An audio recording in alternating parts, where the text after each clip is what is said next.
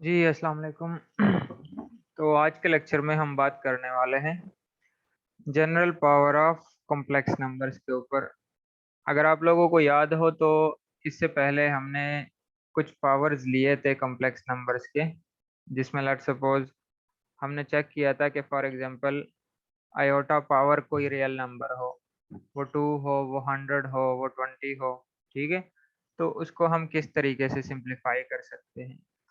तो let's suppose question था iota power 20, तो इसको हम इस तरह लिख देते कि आयोटा स्क्वायर और होल की पावर 10, यानी कि ये 2 जो है पावर 10 के साथ मल्टीप्लाई होगा, दोबारा 20 बन सकता है। ठीक है, तो आयोटा स्क्वायर हमारे पास -1 के बराबर है, और -1 की पावर जब हम इवन नंबर ले तो आंसर हमारे पास प्लस में आएगा, तो आंसर आ जाएगा +1। ठीक है, इसके बाद अगर लेट्स सपोज कॉम्प्लेक्स नंबर के अंदर रियल पार्ट भी हो और इमेजिनरी पार्ट भी हो, यानी कि हम इस तरह लिख के फॉर एग्जांपल के हम लिख के 3 प्लस आयोटा और पावर 10, तो इसको हमने चेक किया था, जिसमें हमने ऑयलर आइडेंटिटी को यूज़ किया था इसको सिंप्लीफाई करने के लिए। ठीक है, वो इसके ऊपर लेक्चर है, वो फिर आप बेशक उसमें देख सकते हो। तो इसमें क्या था कि कॉम्प्लेक्स नंबर के ऊपर जो पावर है वो रियल नंबर है। ठीक है, और आज के लेक्चर में कॉम्प्लेक्स नंबर की पावर जो है वो भी कॉम्प्लेक्स नंबर है। लेट्स सपोज अगर हम ऐसे लिखें कि 5 माइनस 7 आयोटा, ठीक है, और ये क्या है, ये इसकी पावर में है। तो देखो दोनों में क्या डिफरेंस है। दोनों में डिफरेंस ये है कि यहाँ पे कॉम्प्लेक्स नंबर की जो पावर है वो रियल नंबर है, ठीक है, और यहाँ पे कॉम्प्लेक्स नंबर की पावर जो है वो भी कॉम्प्लेक्स नंबर है। तो अब हम इसको किस तरह से डील करेंगे, इसको बेसिकली हमने आज डिस्कस करना है। हम चेक कर लेते हैं कि for example general power of complex numbers, यानी कि ये हमने सिंपली एक लिखा हुआ है आयोटा पावर आयोटा, यानी कि कॉम्प्लेक्स नंबर की पावर जो है वो भी कॉम्प्लेक्स नंबर। एक तो ये सिंपल फॉर्म हो गई। दूसरा लेट्स सपोज ये है कि 1 प्लस आयोटा और इसकी पावर जो है वो है 2 माइनस आयोटा। ठीक है, तो अब हम इसको चेक करने के लिए कुछ हम लेट्स सपोज एज्यूम कर लेते हैं। लेट जी पावर सी, ये जो सी है ना, सी को हमने कॉम्प्लेक्स नंबर लिखा है, यानी कि जेड जो है ये तो हमारे पास ऑलरेडी कॉम्प्लेक्स नंबर है, जो कि आप लोगों को पता है कि जी हमारे पास किसके बराबर होता है, एक्स प्लस आयोटा वाई के। ठीक है, और डिफरेंशिएट करने के लिए हमने यहाँ पे इसके ऊपर सी लिख दिया, तो ये इसकी पावर में भी क्या है, कॉम्प्लेक्स नंबर होगा, जैसे ये वाला है। ठीक है, तो फॉर एग्जांपल हमने ये कर दिया कि जी पावर सी है, इसको हमने इक्वल कर दिया कोई भी एक नंबर, इसको हमने डब्ल्यू कह दिया। ठीक है, ये अभी हम सिंपली इसको जो है डिराइव कर रहे हैं कि इसको हम किस तरीके से जो है वो सॉल्व कर सकते हैं। तो ये आ जाएगा G power C is equal to W. अब देखो, जब भी हमारे पास पावर जो है वो आ जाए, तो पावर हमारे पास तभी खत्म होता है कि जब हम उसके ऊपर कोई लॉग अप्लाई करें। ठीक है, तो हमने क्या किया कि दोनों साइड्स के ऊपर हमने लॉग अप्लाई कर दिया, तो ये आ गया ln ऑफ जी पावर सी और ln ऑफ डब्ल्यू। अब हमारे पास एक प्रॉपर्टी मौजूद है कि जब भी आपके पास इस तरह की फॉर्म आ जाए, उसके ऊपर नेचुरल लॉग लगा हो, तो सी जो है ये लेफ्ट साइड पे आके मल्टीप्लाई हो जाता है। ठीक है, तो ln डब्ल्यू हमारे पास बराबर आ जाएगा सी इंटू ln ऑफ जेड के। ये जो सी है ना, ये सी भी हमारे पास कॉम्प्लेक्स नंबर है और जी भी कॉम्प्लेक्स नंबर है। ठीक है, अब आप देखो, हमने बेसिकली फाइंड आउट क्या करना है, डब्ल्यू। ठीक है, और ये जो ln है, ये ln को अगर हम इधर दूसरी साइड पे लेके आएंगे तो ये ई बन जाएगा। ठीक है, क्योंकि आप लोगों को पता है कि जो, यहाँ पे लिख देता हूँ, जो ln है, ठीक है, और जो ई है, ये एक दूसरे के इनवर्स है। ठीक है, तो ये एक दूसरे को कैंसल आउट कर देते हैं। तो अगर लेट सपोज एक साइड पे हमारे पास ln है और उसको हम दूसरी साइड पे लेके जाएं तो वो उसका इन्वर्स बन जाएगा, तो उसको हम e की फॉर्म में लिख सकते हैं। तो क्या होगा, e power c ln of z बन जाएगा। इसका मतलब ये हुआ कि जो हमारे पास पावर है कॉम्प्लेक्स नंबर की, जो पावर है कॉम्प्लेक्स नंबर, उसको हम डील करेंगे इस तरीके से कि ये बराबर होगा e power c ln of z के। ठीक है, और ये क्या होगा, ये आएगा इसकी पावर में। क्लियर। इसके अंदर ये जो c है ना, इसको मैं थोड़ा सा लार्ज कर दूं। चलो बहरहाल, अच्छा ये क्या होगा यहाँ पे देख लेते हैं। ये क्या होगा, w is equal to e power c ln of z। ये जो c है ना, ये c भी कॉम्प्लेक्स नंबर है। कौन सा कॉम्प्लेक्स नंबर होगा, ये देखो, ये वाला। क्लियर। और दूसरा क्या है, ln ऑफ z। तो इसका मतलब ये होगा कि जो पावर होगा ना, ठीक है, किसी भी कॉम्प्लेक्स नंबर की जो पावर है वो इधर लेफ्ट साइड पे आके मल्टीप्लाई फॉर्म में लिखेंगे, और जो ये वाला कॉम्प्लेक्स नंबर है जो बेस में है वो लिखेंगे नेचुरल लॉग की फॉर्म में। ठीक है, तो फिर उसके बाद हम उसको सिंप्लीफाई करेंगे। किस तरीके से करेंगे, तो इसके ऊपर हम एक एग्जाम्पल दो चेक कर लेते हैं, आप लोग को आइडिया हो जाएगा। बाय डिफिनीशन आपने ये जो है इक्वेशन जहन में रखनी है। यहाँ पे जैसे हमने सिंपल लिया था आयोटा पावर आयोटा, तो इसी को ही हम चेक कर लेते हैं। तो सोल्यूशन में हम लिख देते हैं, देखो बाय डिफिनीशन हमारे पास क्या है, बाय डिफिनीशन है w is equal to e power c। और ये c क्या है, c जो है वो कॉम्प्लेक्स नंबर की जो पावर में है वो है। ठीक है, और दूसरा ln ऑफ z जो बेस में है। अब यहाँ पे देखो, क्वेश्चन के अंदर है आयोटा पावर आयोटा, तो इसको हम लिख सकते हैं by definition w is equal to e power iota ln iota. ये जो ln से पहले वाला आयोटा है ना, ये पावर वाली आयोटा है। ये चूंकि बेसिकली दोनों बाई चांस सेम है, ठीक है, तो डिफ्रेंशिएट करने के लिए मैं बता देता हूँ कि ये जो पावर की आयोटा है ये यहाँ पे c की जगह पे आएगा। क्लियर। और दूसरा जो बेस है वो होगा ln ऑफ i। अब हमें पता है कि कॉम्प्लेक्स लॉगरिथम के अंदर हमने पढ़ा था कि जो ln ऑफ i है उसको किस तरीके से सिंप्लीफाई करते हैं। ठीक है, तो यहाँ पे लेफ्ट साइड पे आप देखो, इससे पिछला जो लेक्चर था ना कॉम्प्लेक्स लॉग का, उसको अगर आप गौर से पढ़ोगे तो जो नेचुरल लॉग है उसकी सिंप्लीफिकेशन आप लोग को आ जाएगी। ये वाली जो आयोटा है इसको हमने एज इट इज लिखा है, और जो ln i है उसको हमने सिंप्लीफाई किया है। अब देखो, बाय डिफिनीशन हमें जनरल लॉग जो है ln ऑफ z, ये बाय डिफिनीशन बराबर होता है ln ऑफ एब्सोल्यूट z के और plus iota argument of z के। ठीक है, तो यहाँ पे हमें पता है कि जो z मॉडुलस होता है या जो z एब्सोल्यूट होता है ये बराबर होता है x square plus y square और इसका स्क्वायर रूट। अब अगर हम यहाँ पे चेक करें ln ऑफ i के, तो ln ऑफ i को हम ऐसे लिख सकते हैं, देखो ln ऑफ i को हम ऐसे लिख सकते हैं 0 प्लस आयोटा, क्योंकि इसमें हमारे पास रियल का पार्ट तो नहीं है, तो रियल के पार्ट की जगह पे हमने 0 लगाया। इमेजिनरी पार्ट हमारे पास है, तो वहां पे हमने जो आयोटा है उसी को लिख दिया। तो देखो, जब हम z एब्सोल्यूट फाइंड करेंगे तो x स्क्वायर जो है वो 0 हो जाएगा, 0 स्क्वायर, और प्लस 1 स्क्वायर, आयोटा के साथ 1 है यहाँ पे। ठीक है, तो z एब्सोल्यूट हमारे पास बराबर आ गया 1 के। दूसरा स्टेप क्या होता है कि हम आर्गुमेंट ऑफ z फाइंड करते हैं।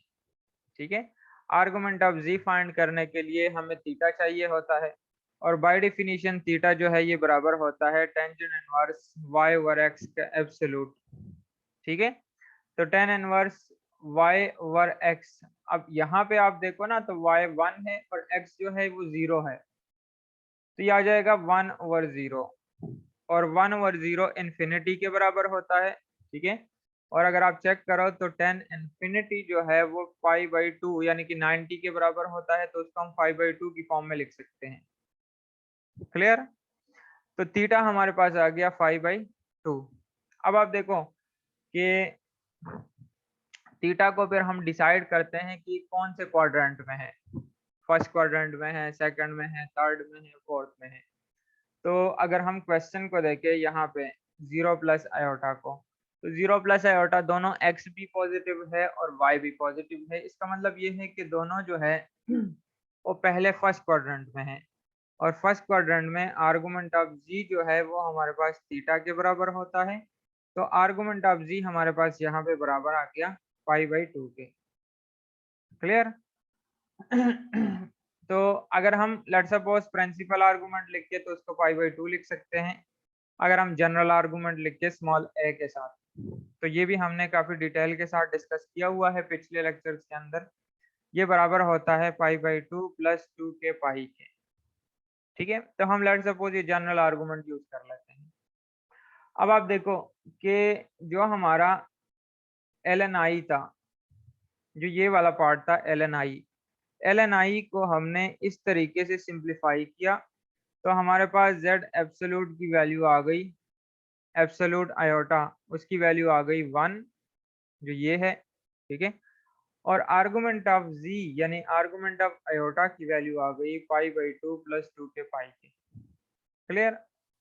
यहाँ पे अगर हम चेक करें तो ये आपके पास बन सकता है, ये वाला ln1 जो है ये हमारे पास 0 के बराबर होता है। क्लियर। और दूसरा आयोटा और आयोटा को अगर हम मल्टीप्लाई करें तो ये -1 बनेगा, और ये -1 को हमने यहाँ पे लिखा है। ये वाली टर्म जो है ये खत्म हो गई, ln1 0 हो गया, आयोटा आयोटा मल्टीप्लाई होके -1 बना, और साथ में ये वाला पार्ट। ठीक है, तो W की वैल्यू हमारे पास आ गई e पावर -π/2 प्लस 2 के पाई। तो ये हमारे पास लास्ट पे सिंप्लीफाइड फॉर्म है। क्लियर। अच्छा इसमें आप देखो स्टेप जो है वो याद कर लो, ये जहन में रखो, इसको समझो। पहला स्टेप में आपने बाय डेफिनेशन इसको एज इट इज लिखना है। दूसरे स्टेप में जो नेचुरल लॉग है उसको आपने ओपन करना है। ठीक है, उसमें क्या होता है, एक तो आप z फाइंड करते हो, z एब्सोल्यूट, और दूसरा आप थीटा फाइंड करते हो। ये दोनों वैल्यूज उठा के आप इसमें पुट करके उसको सिंप्लीफाई करते हो, सिंपल। दूसरा क्वेश्चन चेक कर लेते हैं, जिसमें रियल पार्ट भी है और इमेजिनरी पार्ट भी है। ठीक है, अब आप देखो 1 प्लस आयोटा और इसकी पावर में 2 माइनस आयोटा है, यानी कि कॉम्प्लेक्स नंबर की पावर जो है वो भी कॉम्प्लेक्स नंबर है। क्लियर। तो और यहाँ पे लिखा है find the principal value of. Principal value का मतलब होगा कि आपने प्रिंसिपल लॉग यूज करना है और प्रिंसिपल आर्गुमेंट यूज होगा। ठीक है, तो क्या होगा कि अब आप देखो क्वेश्चन हमारे पास है 1 प्लस आयोटा, पावर जो है 2 माइनस आयोटा है। तो बाय डिफिनीशन हम इसको कैसे लिखते हैं, बाय डिफिनीशन ये होता है, देखो बाय डिफिनीशन हमारे पास ये बराबर होता है W इज इक्वल टू, यहाँ पे वैसे हमने लिखा भी था, एक मिनट,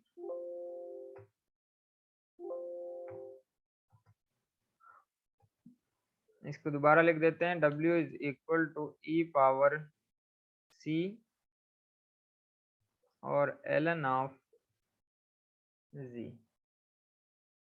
ठीक है, और ये हम लिखते हैं इसकी पावर में, जो ये वाला C है ना, C ये बेसिकली ये पावर है, जो इसके ऊपर ये पावर है, कॉम्प्लेक्स नंबर की जो पावर है वो बेसिकली C होता है।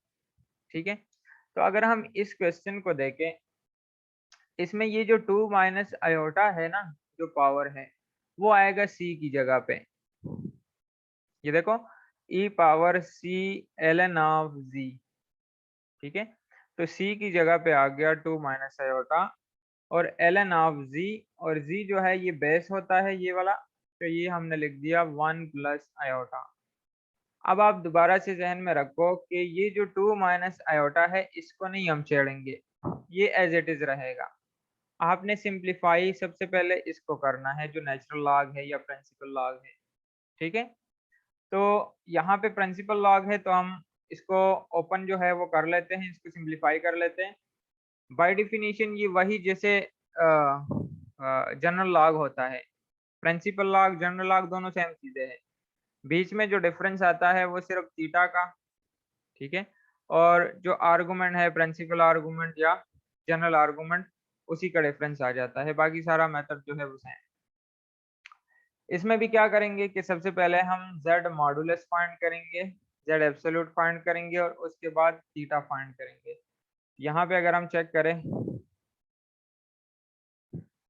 इसको देखो, यहाँ पे मैंने लिखा है, इसी इसी को सिंप्लीफाई कर रहे हैं, ठीक है, ln of 1 minus plus iota को।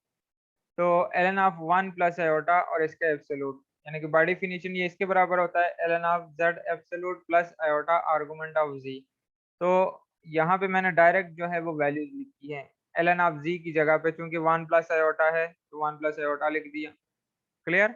और एब्सोल्यूट ऑफ z किसके बराबर होता है, x square plus y square के।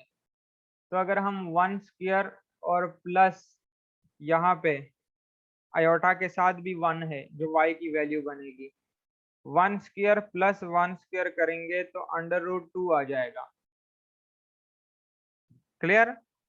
इसी तरह अगर हम थीटा फाइंड करें 1 प्लस आयोटा, तो थीटा हमारे पास बराबर होता है, theta is equal to tan inverse y over x के, ठीक है। ये चूंकि हमने बार बार इसको रिपीट किया है, ये सिर्फ मैं आप लोगों को बता देता हूँ। जैसे ये वाला थीटा है, इसमें वैल्यूज पुट करें, देखो tan inverse y over x absolute, और यहाँ पे अगर हम वैल्यू देखें तो x की वैल्यू 1 है और y की वैल्यू भी 1 है, ठीक है।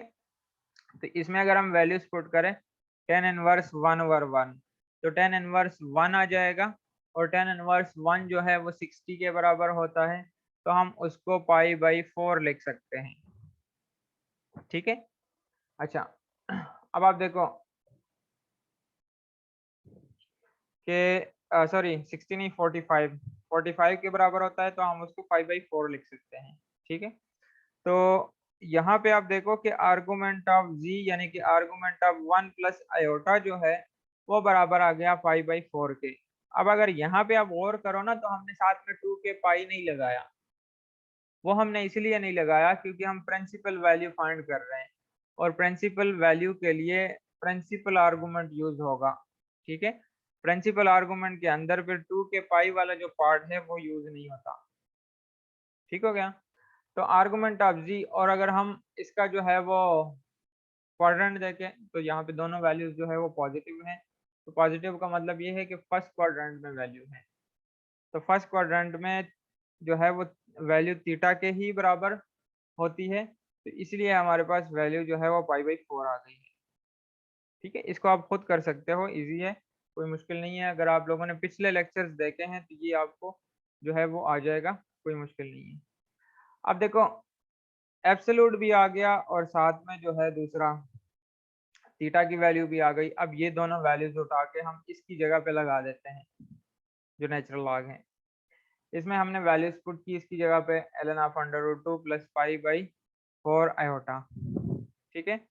तो अब इसको चेक करो, 2 हमने इसके साथ मल्टीप्लाई किया, अब देखो सिंपल मल्टीप्लीकेशन है, 2 इसके साथ मल्टीप्लाई हुआ, 2 ln ऑफ अंडर रूट 2 आ गया, और ये जो 2 है ये इसके साथ मल्टीप्लाई हुआ, तो 4 के साथ 2 कैंसिल हो गया, 5/2 रह गया आयोटा, ठीक है।